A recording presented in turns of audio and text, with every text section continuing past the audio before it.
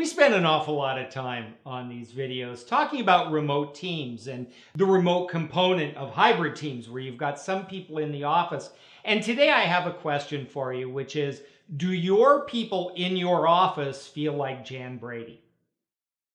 Here's what I mean by this. If you remember on the Brady Bunch, there was that famous episode where Jan felt that her older sister was getting all the attention and everything was, Marcia, Marcia, Marcia.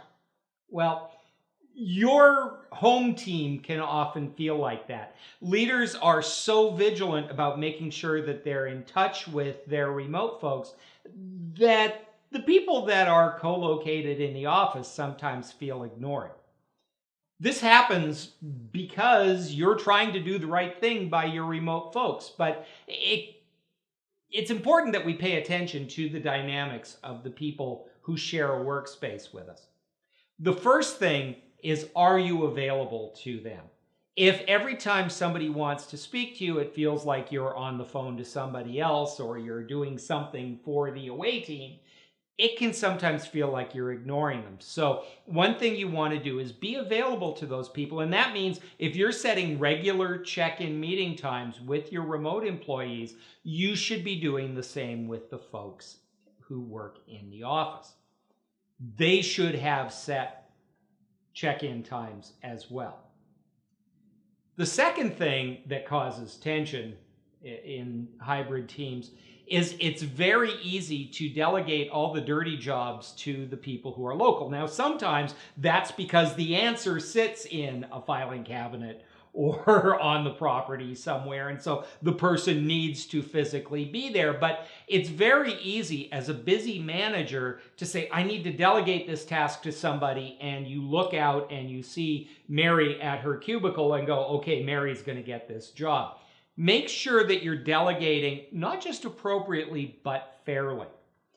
Are you leaving the people who are remote alone so they can get their work done and adding extra work to the people who are in the office? Are you sharing information the same way between both sides? And are they getting the information at the same time, or are you kind of leaking it out as you're talking to people? One thing that you might want to consider is making joint announcements where the remote people and the people who are in the office at the same time hear important news at the same time together as a team. And however you lead your people, it's really important that you be consistent.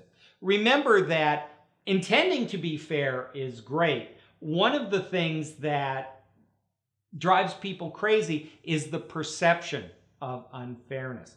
So when you're working with your teams, make sure that you are available equally no matter where they're sitting and getting their work done.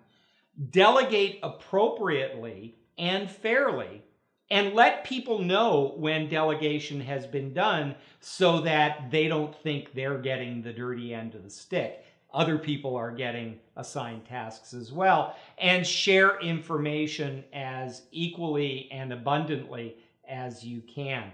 You know, managing remote and hybrid teams sometimes requires a little more help and a different set of skills. So you might want to look into our Remote Leadership Certificate series, which is a 6-part series of classes that are designed to help us develop the skills we need to manage in this new remote and virtual workplace. Check out remoteleadershipinstitute.com for more information.